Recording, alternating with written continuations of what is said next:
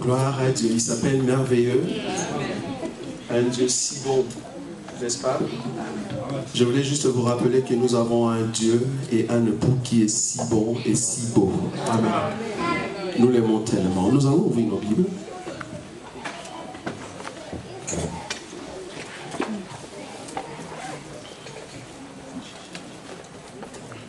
Je suis dans le livre de 2 Rois.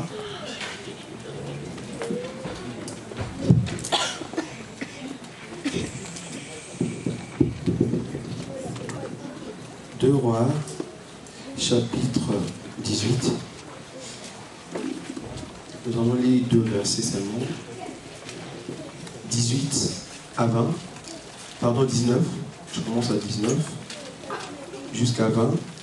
Rabshakeh leur dit: dites à Ézéchias, ainsi parle le grand roi, le roi d'Assyrie, quelle est cette confiance sur laquelle tu t'appuies?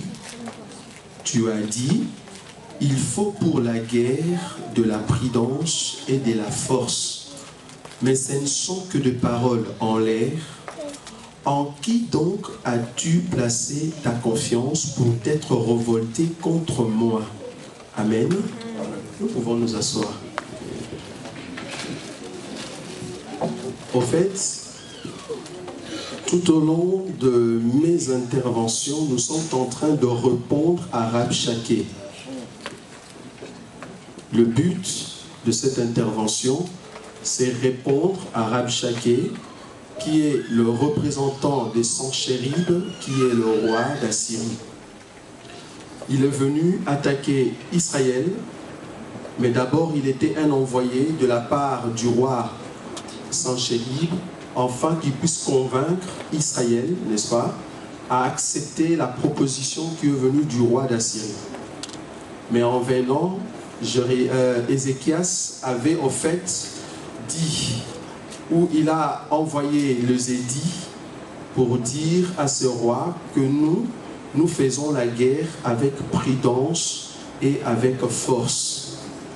Et que cette réponse pour le roi d'Assyrie, ce n'était pas une réponse favorable, parce qu'il voyait que Israël n'avait pas mis la confiance à ce que lui il croyait, ça veut dire au roi d'Assyrie, mais il avait mis sa confiance en l'Éternel et en même temps, soi-disant, au roi d'Égypte. Et là, vous allez voir la suite, que l'Assyrie va perdre la guerre, mais ce n'est pas là-bas que nous sommes, parce qu'aujourd'hui, le roi d'Assyrie, c'est au fait les gouvernements, la politique qui dirige le monde aujourd'hui. Parce que vous savez avec moi que l'Assyrie fait partie de la statue, fait partie de 7 nations qui ont combattu Israël, et fait partie où l'esprit qui a dirigé ces rois, c'est le même esprit qui va diriger l'Antichrist, c'est le même esprit qui dirige le politique d'aujourd'hui. Alors nous, en tant qu'enfants de Dieu, ayant la sémence de celui qui va venir pour vaincre tout le roi, n'est-ce pas, pour s'imposer contre la statue de Nabuchodonosor, nous croyons réellement que nous pouvons répondre à la question de Rabshakeh pour lui dire réellement nous avons mis notre confiance à l'Éternel et que la guerre nous allons le faire avec prudence et avec force. Donc nous allons les démontrer tout au long de cette intervention. Vous allez comprendre que le dimanche passé, le thème ou le sujet qu'on est en train de partager, je voulais juste que tout le peuple des dieux qui font partie de l'Église céleste, qui font partie de l'épouse qui a reçu la sémence des dieux, nous sommes en train d'annoncer au monde que bientôt nous allons partir. Bientôt nous nous préparons à la rencontre de notre époux. Celui qui s'appelle le merveilleux, il nous attend. Et nous allons nous préparer afin que nous soyons une église irrépréhensible, une église sans tache ni ride. Alors c'est par rapport à cette préparation, vu que nous avons la certitude réellement que nous allons partir, c'est pourquoi nous disons au monde et à la terre au revoir. Donc le thème, c'est au revoir la terre et adieu le monde. Je vous ai dit que la terre, comme je suis en train de l'expliquer, parce qu'il y a eu beaucoup de questions les dimanches passés, vous ne pouvez pas vous rendre compte. quand nous sommes restés, parce que j'avais touché un point qui était très capital, que nous allons essayer de le voir encore aujourd'hui, mais pas dans la profondeur. Mais vous allez comprendre que j'ai touché ces points par rapport à l'absolu. Quand nous nous présentons ici devant vous pour vous parler de la part de Jésus, nous voyons des choses de foi dans l'absolu, et quand on ne comprend pas et quand il n'y a pas de questions, nous laissons la chose en suspens, n'est-ce pas? Mais quand il y a des questions, c'est ça qui nous permet au fait de clarifier, n'est-ce pas, la chose en question. Quand j'ai parlé sur les choses de ce monde, je vous ai dit que la terre que je suis en train d'expliquer, je le pris en deux sens. Ça veut dire la terre en tant que planète et la terre en tant qu'Israël, n'est-ce pas? Parce que vous allez vous souvenir, quand j'ai touché le point par rapport aux eaux, je vous ai dit que les eaux qui étaient au-dessous de la terre, Dieu les a réunies pour que cela soit appelé mer. Je suis dans le livre de Genèse. Pour ceux qui viennent aujourd'hui, nous sommes en train de parler d'un au revoir à la terre et un adieu au monde. Donc, veuillez vraiment saisir la pensée et c'est très important. Si vous avez des questions, comme il a été dit le dimanche passé, veuillez écrire et nous envoyer, parce que le thème que je suis en train de présenter, bien que ça ne va pas me prendre beaucoup de temps, mais c'est juste une réflexion pour que tu comprennes qu'en réalité, nous partons. Nous sommes en train de partir. Ça va? Donc j'ai dit que les eaux qui étaient en dessous de l'étendue, comme dit les Écritures dans le livre de Genèse chapitre 1, la Bible nous dit que ces eaux, Dieu va le réunir et Dieu va donner l'ordre à ces eaux de ne pas franchir la limite. Et nous avons expliqué que ces eaux n'est rien d'autre que les nations, les langues, le peuple. Là, maintenant, nous voulons voir terre sec comme étant une nation que nous appelons Israël. Ça va? Parce que Dieu va mettre une limite contre la terre, contre le mer, afin que le mer ne puisse pas déborder et envahir la terre. Mais vous allez voir, à chaque fois que Dieu veut donner un enseignement à Israël, Dieu va permettre à l'eau de se lever et d'entrer dans la terre. Ça, c'est le mouvement que Dieu a fait avec les nations pour que les nations attaquent Israël. Ça va? Donc c'est par rapport à Israël que nous allons aussi dire au revoir, parce que nous croyons que Israël d'aujourd'hui, il n'a pas la révélation du Fils de l'homme.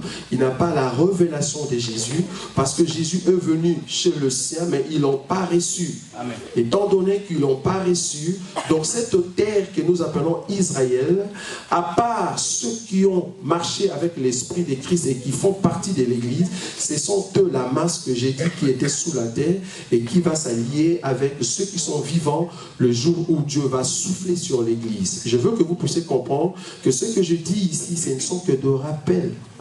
Ce ne sont que des choses que nous rappelons et nous le rappellerons toujours. Donc il faut se dire juste et comment nous sommes en train de marcher.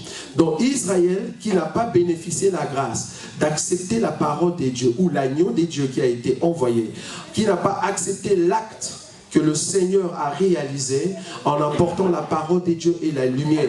Vous allez vous souvenir que c'est seulement Nephtali et Zabulon qui ont bénéficié de cette grâce. Et dans le territoire de Nephtali et des Zabulon, c'est là où Dieu va siéger. L'Éternel, quand je dis Dieu, ça veut dire Christ, il va siéger à Capernaum. Parce que c'est là-bas qu'il va faire de miracles. Là, je suis dans le livre de Luc, chapitre 4. Si vous descendez, vous allez le voir. Donc, Jésus va opérer de miracles, beaucoup de miracles à Capernaum. Pourquoi? Parce que Capernaum avait reçu la lumière. Et c'est de Capernaum que Dieu, Jésus, va rencontrer Pierre pour qu'il soit celui qui porte la sémence afin de donner, ou qu'il soit parmi ceux qui sont de fondateurs ou les fondements de notre évangile que nous prêchons. Alors, la fois passée, je vous ai aussi parlé de la grande masse qui est sous la terre. Je vous ai dit, dans le livre de 1 Thessaloniciens, chapitre 4, je veux que vous puissiez vraiment me suivre, parce que la fois passée, il y a eu beaucoup de questions. Alors ici, je clarifie les choses, comme ça, quand nous allons monter ensemble. Je vous ai dit que l'Église qui est vivante aujourd'hui, je vous ai dit que la femme qui reçoit la sémence de Dieu, qui reçoit la parole de Dieu aujourd'hui, nous croyons réellement que Christ peut revenir d'ici une semaine? Oui ou non? Au temps de Paul, Paul aussi croyait que Jésus allait revenir à son temps. C'est pour cela qu'il a dit que nous les vivants, vous voyez, donc il s'est présenté comme lui aussi étant vivant, de ceux qui vont accepter, qui pensaient que Jésus allait revenir à leur temps. Il a dit, nous les vivants restés, nous ne dévancerons pas ceux qui sont morts, vous voyez. Donc là, il se mettait à la place de ceux qui sont vivants et qui croyaient en son temps que Jésus allait revenir, afin que ceux qui sont vivants puissent aller ensemble avec ceux qui sont morts en Christ, bien sûr. Mais je vous ai dit que, parce que j'avais touché le passage de Genèse, là où on montrait la formation, comment Dieu a créé Ève. Donc je vous ai dit, pour voir comment Dieu a créé Ève, parce que nous croyons que la femme que Dieu a créée, cette femme est aussi l'église de Dieu. Mais Dieu a soutiré Ève, ou la femme, dans les corps d'Adam. Nous avons expliqué la fois passée que cet Adam qui meurt, n'est-ce pas, ou qui dort, ce n'est que l'Adam qui est le Christ qui va mourir à la croix, afin que l'église sorte. Ça va? Alors quand l'église est sortie, cette église est sortie par le moyen d'un fondement. Le fondement n'est rien d'autre que l'os que Dieu a soutiré du corps d'Adam. Maintenant, dans la réalité qui est Christ, maintenant, ces fondements n'est rien d'autre que les apôtres et les prophètes, parce que nous sommes fondés par ces fondements. Maintenant, Dieu va maintenant rajouter un peuple lointain. Un peuple qui va accepter la sémence, un peuple qui va accepter l'évangile. Et ce peuple-là, c'est ça qui forme les corps de cette femme. La femme que Dieu a formée dans le jardin, nous disons, c'est l'église. Maintenant, Dieu va former à partir de ces fondements, il va former maintenant l'église. Mais comment il les forme? Donc j'ai pris maintenant la différence entre l'ombre, qui était cette femme qu'on avait soutirée chez Adam, avec maintenant la réalité qui est toi et moi. Ça veut dire l'épouse. Je vis comment Dieu est en train de former l'épouse. Je fais par déduction, ça va? Parce que vous me direz, ah, tu prêches par déduction, n'est-ce pas? Aidez-moi de fois de mots que nous disons ici, peut-être d'autres ne les comprennent pas. Donc vous allez me dire que je prêche par déduction. Oui, je prêche par déduction en prenant deux images. Donc ça veut dire l'ombre et la réalité. Ça va? Maintenant je prends l'ombre. Je dis que si la femme est sortie d'Adam et que cet Adam devait mourir, dormir, c'est la même chose que le Christ qui est le vrai Adam. Il doit mourir à la croix pour que l'épouse sorte. Ce sont des choses que nous connaissons. Maintenant cette épouse qui est sortie, au début ils étaient au nombre, en tout cas ceux qui étaient vivants, ils étaient au nombre de 120. Ça veut dire ceux qui étaient sur la haute chambre, la chambre haute. Quand ils priaient, ils ont reçu le Saint-Esprit, ce jour-là, le jour de la Pentecôte, afin d'annoncer la bonne nouvelle à tous ceux qui étaient dans les contrées voisines. Donc, ils ont annoncé maintenant le Seigneur dans leur temps. Maintenant, vous allez vous souvenir que Dieu va prendre maintenant cet évangile, afin que cet évangile atteigne le contrées lointain, afin qu'un peuple vienne s'ajouter à cette femme que nous appelons Église. Or, comment Dieu va former l'Église? Il va prendre des âmes au temps de Paul, au temps de Pierre. Si tu as reçu cette sémence, et après, qu'est-ce que Dieu a fait? Parce que nous croyons réellement, ils sont morts, ou ils s'endorment. Donc Dieu va prendre ceux qui ont reçu la sémence, il va le mettre sous la terre. Ça veut dire dans le repos. Donc Dieu le prend, le met quelque part. C'est la même chose. Si Dieu ne revient pas d'ici 2 ans, et que je mourrai, si je suis un enfant de Dieu, ça veut dire Dieu me prend, me met à part. Ça va? C'est dans ce sens-là qu'il faut voir les choses. Donc Dieu a formé Ève comment? Chaque membre, il le formait et il le mettait à côté. Et ce n'est que le dernier élément que Dieu devait ajouter à Ève, c'est par rapport à la réalité que je dis ces choses. Ce n'est que le dernier élément, ou le dernier groupe, ou la dernière partie de ceux qui seront vivants, Dieu va maintenant prendre cette partie et prendre la grande partie qui est sous la terre. Et c'est là où il va souffler et il y aura changement de nos corps afin que nous puissions aller à la rencontre de l'époux. Ça veut dire Ève va recevoir le souffle de Dieu pour que Ève, maintenant, Dieu l'amène auprès d'Adam. Vous comprenez ça? Donc quand nous disons que Ève, Dieu l'a amenée auprès d'Adam, c'est ça la résurrection de tous les saints qui vont à la rencontre de Jésus. Vous comprenez maintenant là où je suis? Donc tous les saints que Dieu va former, tout ce peuple, quand les temps sera là, car la Bible dit au son de la trompette. Ça veut dire, quand nous disons au son de la trompette, c'est un enseignement, c'est cette trompette que nous sommes en train de sonner, cet évangile qui attire l'Église à saisir l'opportunité pour faire partie du corps de Christ que nous appelons Église. Et ce n'est qu'à un son que Dieu va rajouter par rapport au ministère de la puissance, et cette Église va recevoir le souffle, afin que cette Église participe à la résurrection et aller à la rencontre de notre époux. Voilà en fait ce que j'ai expliqué la fois passée. Aujourd'hui, nous allons lire encore un passage. Comme je vous ai dit, nous sommes en train de répondre à une question qui a été posée à Ézéchias. Nous allons ouvrir nos Bibles. Nous allons lire un passage. Je suis dans le livre de 2 Pierre. 2 Pierre.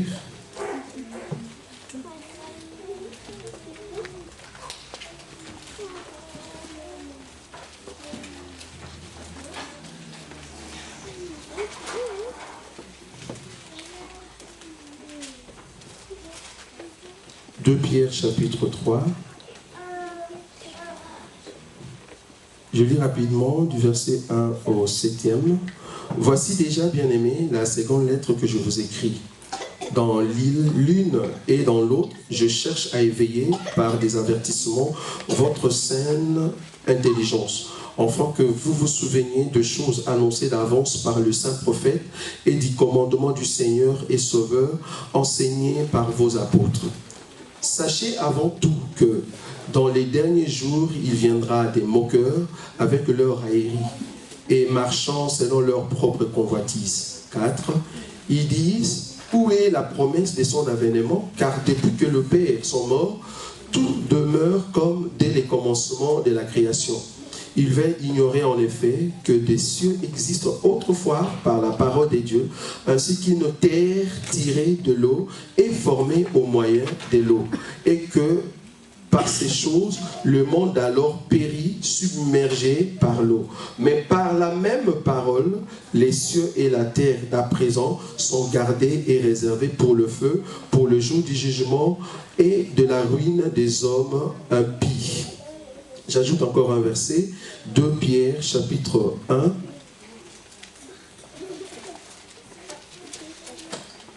2 Pierre chapitre 1, 3e et 4e. 2 Pierre chapitre 1, 3 et 4, je lis rapidement. Sa divine puissance nous a donné tout ce qui contribue à la vie et à la piété au moyen de la connaissance de celui qui nous a appelés par sa propre gloire et par sa vertu. Celle-ci nous assure de sa part le plus grande et le plus précieuse promesse, afin que par elle, vous deveniez participants de la nature divine, en fuyant la corruption qui existe dans le monde par la convoitise. Le dernier verset, 2 Pierre toujours, chapitre 2, verset 5, je lis rapidement.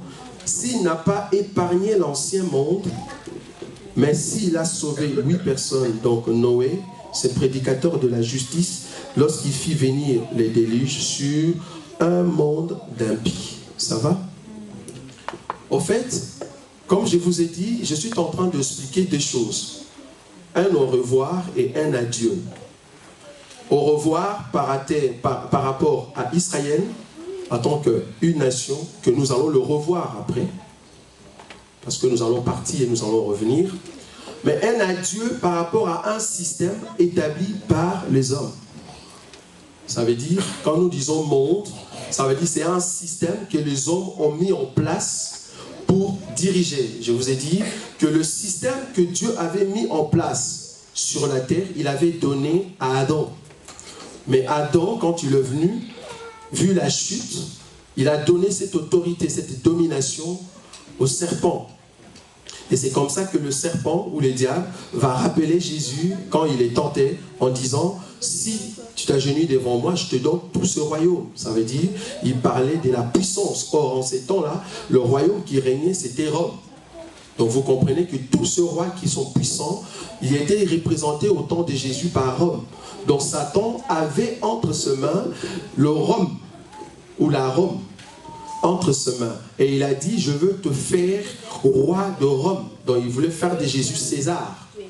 Ça veut dire, c'est lui qui devait être le puissant de tout le royaume. Parce qu'à l'époque, c'était Rome qui était au-dessus de tout le royaume. Et il a dit que cela m'a été donné. Donc ça veut dire, la domination de la terre ou du système du monde m'a été donné. Lui a été donné par qui?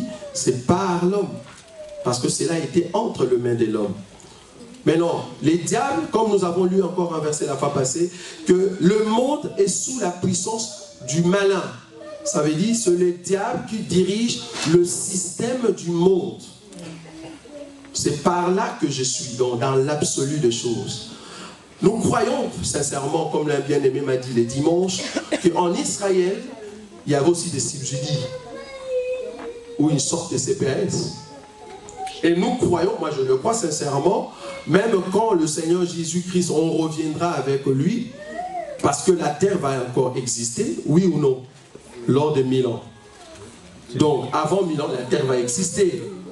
Mais le royaume que le Seigneur va régner sur toute la terre, en tout cas, je ne vois pas dans la Bible où on me dit, toute la terre, ils seront riches, il n'y aura pas de pauvres.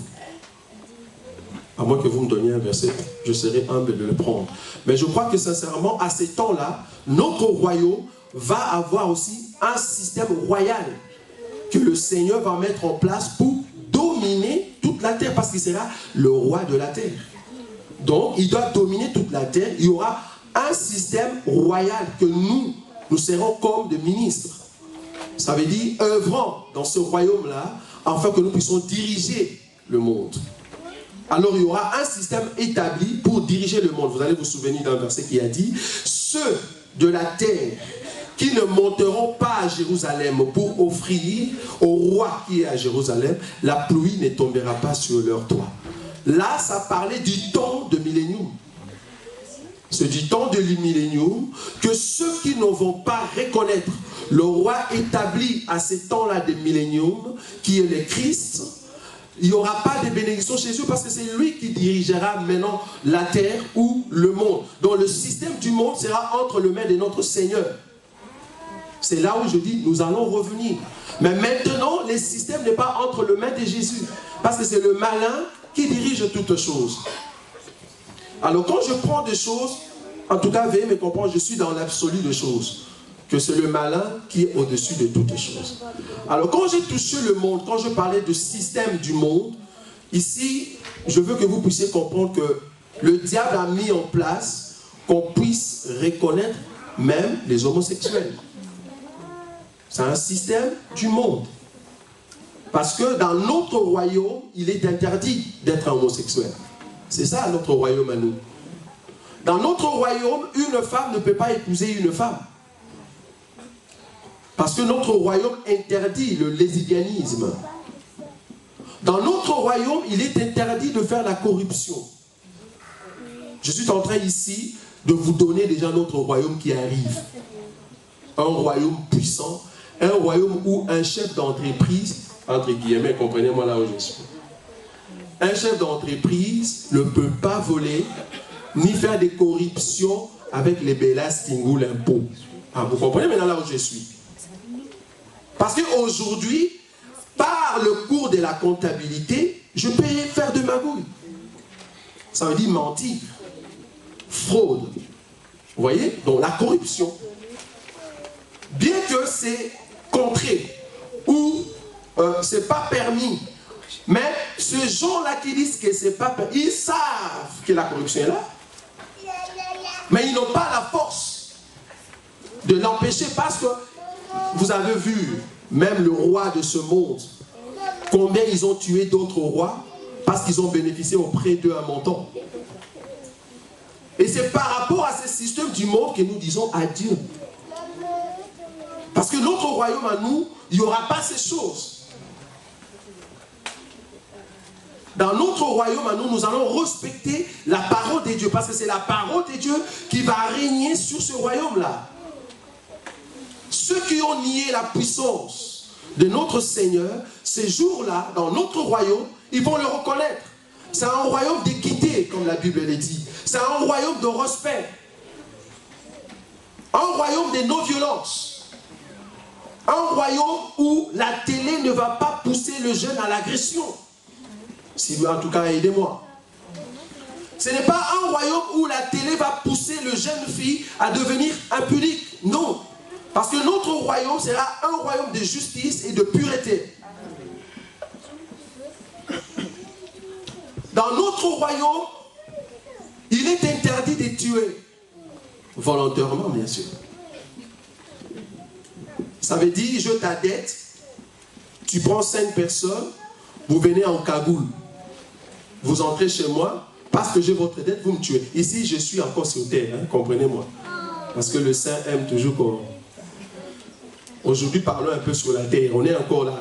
Parce que des fois, nous voulons être des aigles, mais c'est mieux aussi d'être l'Autriche. Ça va? On est fort en courant, mais sur terre. En cagoule, ils vous entrent dans votre maison, et là, ils vous tuent parce que la personne qui a envoyé ces gens a ta dette. Dans d'autres royaumes, la médisance n'existe pas. J'ai aimé une fois le pasteur Chirac qui dit, il y a des gens, quand vous avez un secret, tu lui dis, je te dis ça. Ne dis à personne. Quand il dit, ne dis à personne, il pense que la personne aussi ne va rien dire, en fait. Et la même personne va dire à l'autre, ne dis à personne. Et ça commence déjà là. Et quand il y aura la flamme, c'est là où il y a la séparation, la division. Dans notre royaume, il n'y a pas la médisance. Dans notre royaume, il n'y a pas la division. C'est un royaume d'unité. Et c'est par rapport à ce système que nous disons adieu. Dans notre royaume, c'est impossible de trouver un homme qui se transforme en femme. Je suis en train de parler au monde, comprenez-moi s'il vous plaît. C'est difficile de voir un homme que Dieu a créé homme et qui se transforme en femme. Parce que c'est interdit dans notre royaume. Dans notre royaume, ici je vais vous choquer un peu. Dans notre royaume, il est interdit de mentir.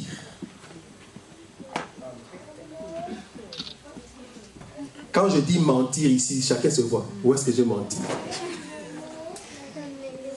Dans notre royaume, on ne ment pas, frère. Comprenez une chose, Jésus dit ceci. Je suis le chemin, la vie et la vérité. Ça veut dire, quand tu dis la vérité, ça veut dire que tu as dit Jésus. Est-ce que vous comprenez ça? Parce qu'il est dit, je suis le chemin, la vérité, la vie et la vérité. Donc à chaque fois que tu dis la vérité, directement tu dis Jésus. Amen. Maintenant dis-moi, à chaque fois que tu dis mensonge, oh, le père des mensonges, nous le connaissons, non? Donc quand tu mens, tu comprends que tu dis Satan.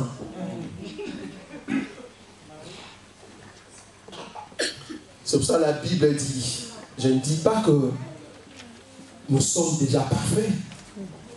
Ça peut arriver. Mais il ne faut pas demeurer dans les mensonges. Amen. Il ne faut pas demeurer. On t'a déjà accepté comme nous autres. Je me mets directement dans l'Asie, avec des paroles qui ne sont pas vraies, avec une histoire fondée à fond. Un frère m'a dit le dimanche que ces derniers temps, ici en Belgique, on reçoit beaucoup de gens et on leur donne des cas. Si tu mens, tu dis que je suis homosexuel. Alors que tu ne l'es pas. Vous imaginez? Et beaucoup viennent de l'Ouganda. Parce que là-bas, leur président a dit, si je vois un homosexuel, il a dit même un mandat d'arrêt. On t'arrête. Maintenant, tous les gens qui sont normaux, directement ils chantent des positions, je suis. Alors que tu n'es pas, juste pour avoir des documents. Nous comprenons que peut-être c'est par survie, tu veux vivre. Mais comprends que tu as menti, frère. Donc reconnais quand même cette penche que tu as menti. Ça veut dire demander pardon à Dieu. Mais ne demeure pas dans ces choses. Continue à mentir. Tu vas encore au boulot, tu mens. Tu vas encore dans des sociales, tu mens. Tu vas encore dans des CPS, mais tu vas où maintenant? Ah non, mais écoute, on est en Europe. C'est là où moi je suis. Je suis sur terre. Parce que mon message, je parle au monde. Parce que je suis en train de vous dire un au revoir. Et un adieu. C'est pour ça que je vous ai dit, nous allons inviter le monde, afin qu'il puisse nous écouter. S'il faut même faire sortir notre argent, nous allons dire, nous avons assez, nous sommes fatigués de vos systèmes. Un système corrompu à fond. Pourquoi on n'a pas aimé Michel? C'est parce que Michel a annoncé la bonne nouvelle qui était la vérité contre le roi à cette époque-là. Il disait la vérité contre le monde. On ne peut pas aimer Noé. Parce que Noé a dit la vérité, que le monde est corrompu, le monde est rempli d'impudicité, de la séduction. Alors préparez-vous à la rencontre du Seigneur. Ils ont refusé. C'est ça le monde. Nous ne pouvons pas concevoir l'idée selon laquelle que le monde est en train de refuser l'existence de celui qui nous a appelés de ténèbres à la lumière. Nous voulons dire au monde que votre monde est déjà fini.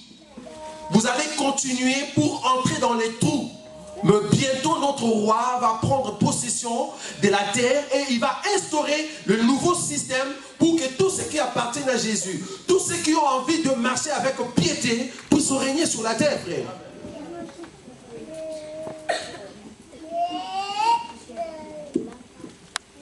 Ah non, le culte commence à 16h, 10 minutes, c'est pas un problème. C'est un problème, frère. Tu as menti. Moi y compris, hein, on ne croyait pas que... Là, nous avons menti. Le mensonge, il n'y en a pas de grand ou de petit. C'est un comportement et c'est un esprit. Ça peut habiter en vous et vous ne savez même pas que vous avez menti. Nous voulons que l'église qui est encore vivante aujourd'hui soit une église forte et puissante. Mais comment la puissance va venir étant donné que vous aimez encore le monde? Parce que tout le monde, l'amour du Père ne peut pas demeurer en eux. C'est là-bas que je suis. Je ne suis pas contre le CPAS. Revenons là-bas. Je dis, je suis contre ceux. Tu as la force. Tu as la capacité de travailler. Tu as la capacité d'aller chercher un job. Tu as la capacité d'aller prendre des cours de néerlandais. Mais tu ne veux pas. Et en plus, chose étonnante, tu prends le CPAS et en même temps, tu travailles au noir. Permettez que je vous le dise, vous péchez. Amen. Donc ça veut dire, en réalité, je suis en forme. J'ai la force, mais je mens pour qu'on ajoute l'argent des CPAS avec l'argent au noir. Parce que comment tu as pu trouver un travail au noir, mais tu ne sais pas trouver un travail normalement? Ça veut dire qu'il y a un problème. C'est là-bas que je suis. Ne me comprenez pas très mal. Parce que moi aussi, au cas où je n'ai pas de capacité de travailler, j'ai besoin de CPAS. Un frère m'a dit, c'est un système judéo-chrétien qu'on a mis en place pour aider ceux qui sont dans des difficultés. C'est tout à fait normal qu'on puisse aider ceux qui ont de souffrances, qui viennent d'arriver. Ils ne savent pas trouver du travail. Donc, c'est normal qu'on puisse leur donner des CPAS. C'est l'aide. Mais le problème est que tu as un document normal, légal, un séjour légal. Mais tu prends de CPAS et en même temps, tu travailles au noir, frère. Tu mens. Ça choque, mais c'est la vérité. Tu n'es pas malade, arrête de mentir au boulot que tu es malin. C'est un système du malin. Il te dit, non, non, non, mon de tête, tu es malade. Alors que tu n'es pas malade. Quand tu mens comme ça, au fait, tu soutiens les diables, tu soutiens le mensonge. Comment nous allons être puissants alors nous mentons déjà simplement comme ça? Je dis à ce système-là, adieu, parce que j'ai besoin de vivre la sainteté. Parce que ne peut rencontrer l'époux, ne peut rencontrer notre mari que ceux qui sont purs, parce que cette femme doit être sans ride ni tache. Ni tache. Quelle femme propre. La pureté de cette femme. Ça veut dire éviter toute corruption du monde. C'est là-bas que je suis. Maintenant, Pierre va nous dire une chose. Ah, Dieu me fait monter quelque chose dans le cœur. Parce que moi, j'aime, quand je parle, que le Seigneur soit avec nous, n'est-ce pas? Je veux vous dire une chose. Je ne sais pas quand est-ce que je vais mourir. Mais permettez avec nous que nous avons encore des images qui passent. Si le monde a mis en place une facilité pour que vous puissiez tricher, frauder le bus, frauder les trams, vous péchez. Amen. Même si tu es pressé, organise-toi à chercher un montant et paye le ticket. Vous cherchez le péché ou la révélation, mais commençons d'abord là. Tous ceux qui fraudent le bus, ne me dites pas, frère, c'est pour aller au culte. Dieu n'a pas besoin, reste à la maison. Si c'est pour frauder tout le temps les bus pour venir au culte, moi je te dis reste à la maison. Amen. Prends un montant, paye. Paye. Arrêtez de tricher, vous qui êtes encore à l'école. Un enfant de Dieu qui veut rencontrer Jésus ne triche pas. Parce qu'en nous, Dieu a mis la sagesse et l'intelligence. Il peut nous aider afin que nous puissions réussir à l'école. Amen. Oui. Le péché, c'est normalement la transgression de la loi. Oui. La loi de Dieu.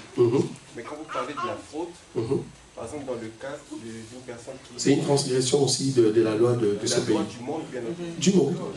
Oui. C'est un mensonge. Là, je parle de l'autre côté des mensonges. En fait, tu as menti. Donc, ça veut dire, tu fraudes. Et puis, tu viens au culte. Et c'est un mensonge, en fait. Par ce moyen de fraude, là, d'abord en fraudant le bus, ou bien le métro. Oui. Est-ce que je peux rater le royaume du ciel? Mais oui, si ça devient fréquent, frère.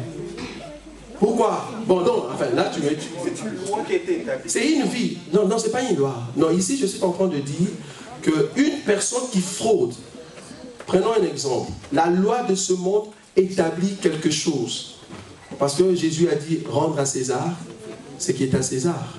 Ça veut dire qu'il y a une loi de César qu'il faut respecter.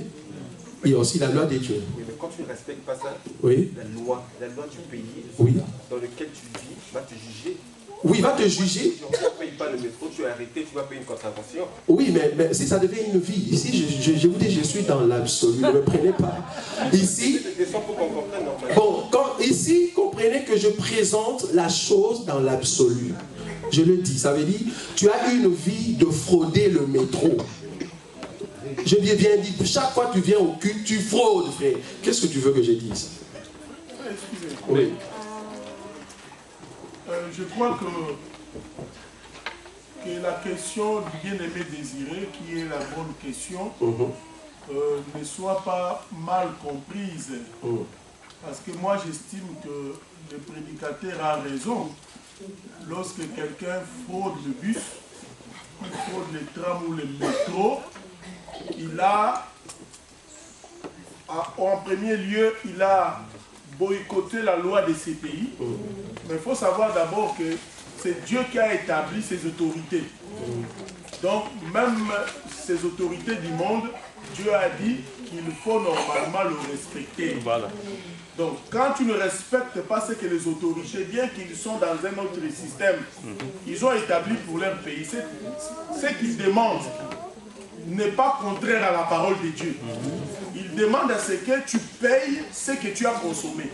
Et lorsque tu ne le payes pas, non seulement tu transgresses la loi de ces pays, tu transgresses aussi la loi de Dieu qui dit soient soumis aux autorités. Romains chapitre 13, verset 1. Donc, c'est ce que je voulais dire, que quand tu fraudes l'église, tu as péché par rapport à la loi de ces pays, et tu as péché aussi par rapport à la loi de Dieu. Voilà, donc... oui, parce que... contradictoire lorsque vous dites que la loi, nous sommes contre les lois votées par les politiques. C'est-à-dire, quand est-ce que la loi devient un péché? Là, il faut, quand ça comprend la parole de Dieu. Nous expliquer. Oui, ok, merci. Merci, pasteur, pour la précision. Donc, c'est une bonne question, pasteur. Donc, nous disons qu'il y a des lois qui sont établies, qui sont conformes à la parole de Dieu. Ça va? Ce ne sont pas ces lois que je parle. Quand vous avez vu, quand je parlais sur l'homosexualité, j'ai dit que ces choses sont contre notre royaume. Ici, je parle avec des choses qui sont contre notre royaume. Ça veut dire contre la parole de Dieu. Mais il y a des lois établies par les gens de ce monde, mais qui sont conformes à la parole de Dieu. Ce ne sont pas ces lois-là. Ça va? C'est par rapport à ces genres de lois. Par exemple, aux États-Unis, quand on dit que toute personne, quand on dit par exemple, toute personne peut porter une arme dans sa maison. En quelque part, c'est une sécurité pour la personne. Mais en réalité, ça augmente l'agression et puis le criminalisme. Vous voyez? Donc, ce sont des lois qu'on établit, que nous regardons par rapport à la parole de Dieu, nous disons que ça, c'est un danger. Donc, dans notre royaume, cela ne peut pas passer. Donc, je suis vraiment là-bas. Ça va? Mais nous allons voir quand même un monde, n'est-ce pas? Un monde qui a existé avant notre monde. Comment est-ce que Dieu les a jugés? C'est là où je lis dans les livres de Pierre, mais nous allons quand même le voir.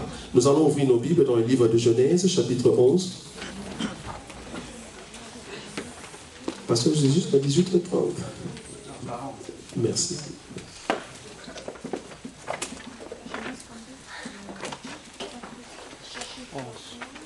Genèse, chapitre 11.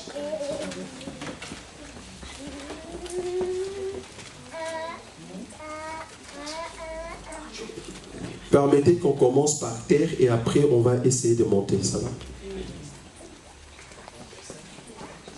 Je suis dans le livre de Genèse, chapitre 11.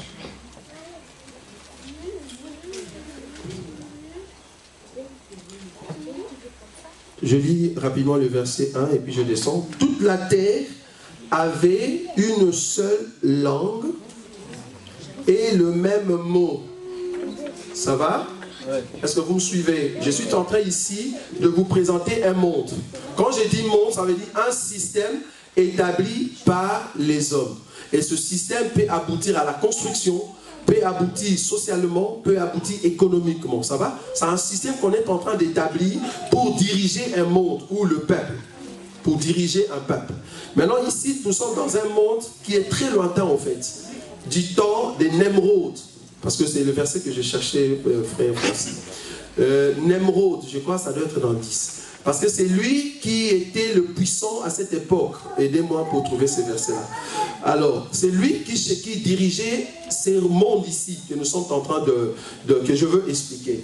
Donc, dans 11, on dit, toute la terre avait une seule langue et le même mot. Comme ils étaient partis de l'Orient, donc tous ces gens-là, avec leur système, ils trouvèrent une plaine au pays de Chinéa. Et ils habitèrent, ils se dirent l'un à l'autre. Voilà, donc ça veut dire, c'est une sorte d'alliance, une sorte d'attente, une sorte de loi qu'ils ont mis en place commun, afin que cela puisse le diriger. Qu'est-ce qu'ils ont dit? Nous allons faire la construction, ça veut dire épanouissement d'un monde, ça veut dire la construction. Ils commencent par la construction, ils disent quoi? Allons, faisons de briques et cuissons-le au feu. Et la brique leur servit de pierre et des bitumes leur servit de ciment. Vous voyez? Donc là, ils sont en train de mettre un projet de construction pour construire leur monde. Ça continue. 4. Ils dirent encore, allons, bâtissons-nous une ville et une tour dont les sommets touchent au ciel et faisons-nous un nom, afin que nous ne soyons pas dispersés sur la face de la terre. Donc là, ils sont en train de mettre un système humain du monde pour qu'il soit unifié. Vous voyez? Unifié dans leur langage, unifié dans leur construction. Donc ils mettent de loi afin que ce peuple reste uni. Mais vous allez comprendre que le chef, parce que c'est le verset que je cherche, il y a un monsieur qu'on appelle Nemrod. 10, 8. Merci, pasteur. Donc, 10, 8, nous lisons rapidement. Oui, Genèse toujours. Cush engendra aussi, merci pasteur. Cush engendra aussi Nemrod, celui qui commençant à être puissant sur la terre. Vous voyez? C'est lui qui commençant à être puissant sur la terre. Il fut un vaillant chasseur devant l'Éternel. C'est pourquoi l'on dit comme Nemrod, vaillant chasseur devant l'Éternel. Il régna d'abord sur Babel. Vous voyez ça? Sur Babel, Érec, et puis on continue. De ces pays sortis d'Assur, et Calné au pays de Shinéa.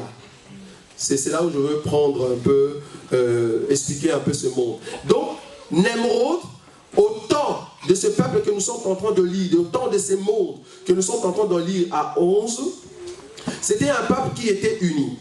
Ils avaient un projet de construction, un projet d'unification, un projet d'avoir un nom qui va les identifier. Ça veut dire une identité. Alors, qu'est-ce qu'on a fait? Il y avait un roi qui était puissant à l'époque, il s'appelle Nemrod. Il a commencé à faire des constructions. Et parmi ces constructions, il y a ce que nous appelons Babel. Or, Babel n'est rien d'autre que Babylone.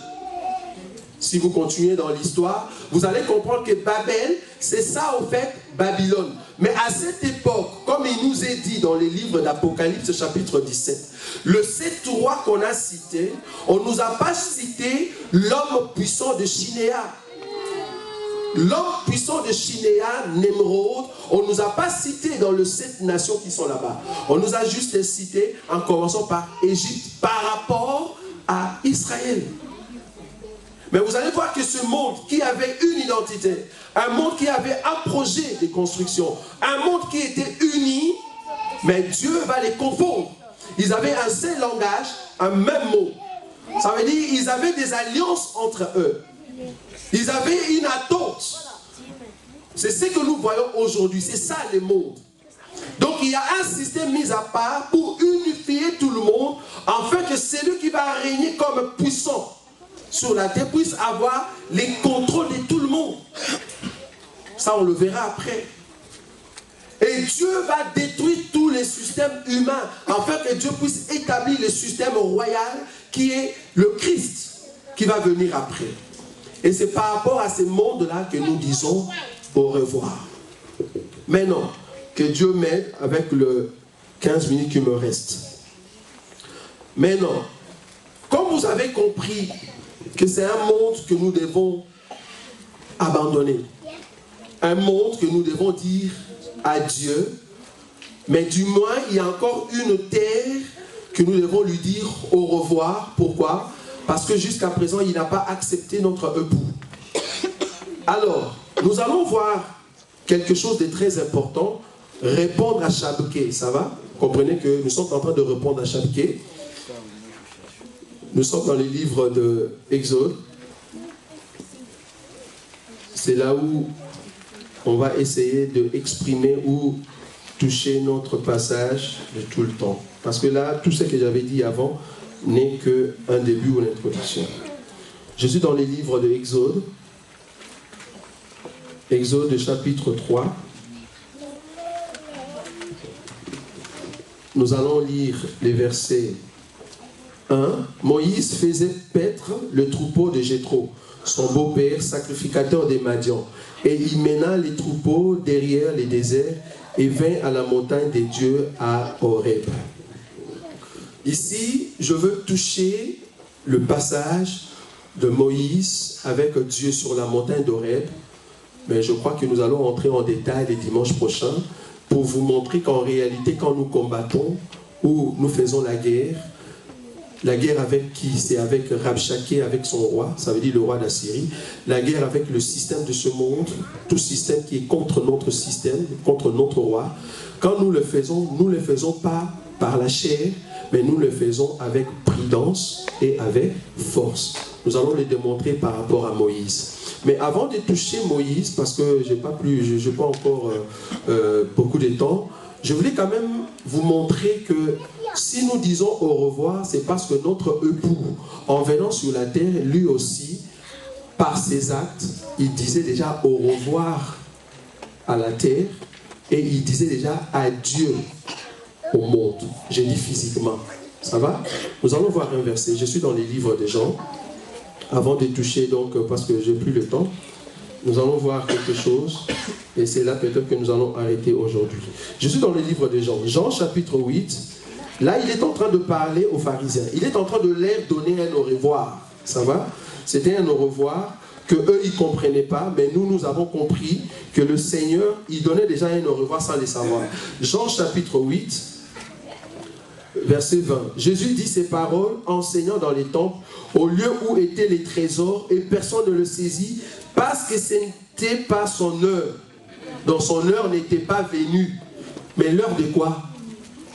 Est-ce que c'était l'heure de mourir? Non, c'était l'heure de passer de ce monde dans le royaume de son Père. Ça veut dire que c'était l'heure de revoir, de partir. Vous comprenez? Donc il partait. Ça, c'est Jean qui nous explique. Mais Jésus n'a rien dit ici. Ça, c'est Jean qui est en train de nous dire que son heure n'était pas encore venue. L'heure de quoi? De passer de ce monde au Père. Ça veut dire aller. Un au revoir, en fait. Maintenant, nous allons voir comment Jésus a répondu aux pharisiens. Je descends. Donc, j'étais dans le verset 21. Jésus leur dit encore, je m'en vais. Ah, voilà. Donc, il est en train de leur dire au revoir. Tu t'en vas où? Vous voyez? Je m'en vais, n'est-ce pas? Je m'en vais et vous me chercherez et vous mourrez dans votre péché. Vous ne pouvez venir où je vais. Sur quoi les Juifs dirent, tenez un peu les enfants s'il vous plaît. Dans votre péché, vous ne pouvez venir où je vais. Sur quoi les Juifs dirent, se tuera-t-il lui-même? Puisqu'il dit, vous ne pouvez venir où je vais. N'est-ce pas? 23. Et il leur dit, vous êtes d'en bas, moi je suis d'en haut. Vous êtes de ces mondes, moi je ne suis pas de ces mondes. Donc il est en train de leur dire, je suis encore dans ces mondes, mais en réalité je pars. Vous voyez? Donc il a dit aux pharisiens, je suis en train de partir. C'était un au revoir. Je prends ces versets par rapport à l'enseignement qu'on donne, comprenez-moi. Ça va? Donc ici, Jésus était en train de leur dire, je suis en train de partir. C'était un au revoir. Un deuxième verset, là il parlait aux pharisiens. Maintenant, je suis dans le livre de Jean chapitre 13. Jean chapitre 13, 1 à 3.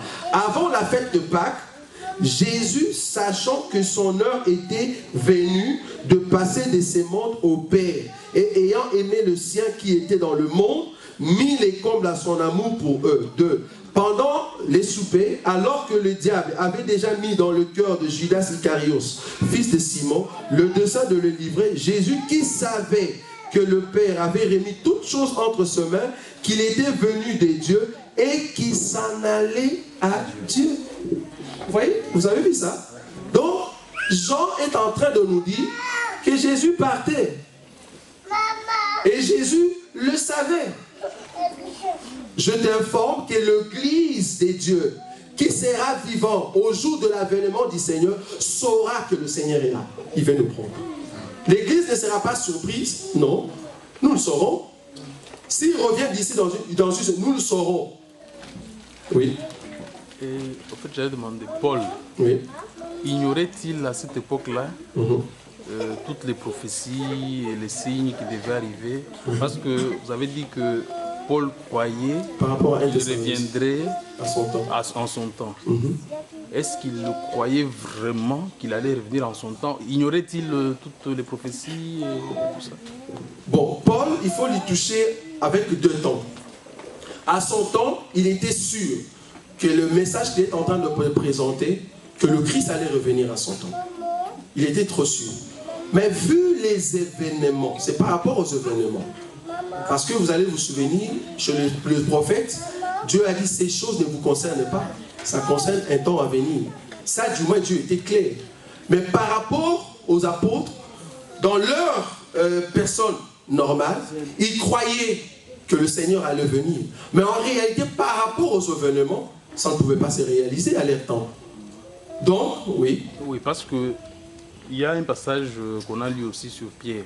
Oui. Pierre est en train de dire même que si vous voyez que ça dure, ne dites pas que depuis qu'on nous dit que oui, là, donc Pierre avait déjà compris que ça peut prendre beaucoup de temps. Oui. Et ne dites pas qu'il met longtemps à venir. Et tout ça. Alors, donc à cette époque-là, Pierre avait déjà compris.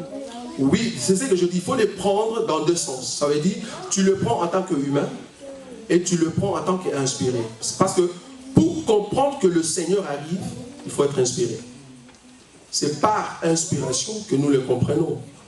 Parce que Pierre qui a vu que l'avènement du Seigneur, ça va quand même prendre du temps, mais je crois qu'il y a quelque part aussi Paul, dans ses propos, il reconnaît aussi que il a dit la nuit est assez. Paul qui dit ça ou Pierre?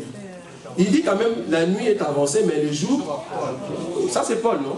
Vous voyez? Donc il faut le prendre des temps. Deux fois, il est sûr que le Seigneur va se présenter, mais deux fois, il le projette. Mais nous, aujourd'hui, c'est par rapport aux signes du temps. Les choses qui se passent, parce que, qu'est-ce que la Bible nous a dit? C'est le Seigneur qui nous a dit, pasteur. Il a dit quoi? Notre montre, c'est quoi? C'est Israël. Vous voyez? Donc il y avait encore des choses qui devaient arriver par rapport à Israël qui n'étaient pas encore arrivées. Donc Paul, il ne pouvait pas dire qu'il allait devenir en ces temps, alors qu'il y avait encore d'autres prophéties qui devaient s'accomplir. Donc il faut le prendre dans les deux sens. C'est normal. Parce que, par exemple, moi, quand je parle là, je suis convaincu que le Seigneur peut arriver bientôt. Oui? Je voulais un peu que vous expliquiez par rapport à la parabole du figuier.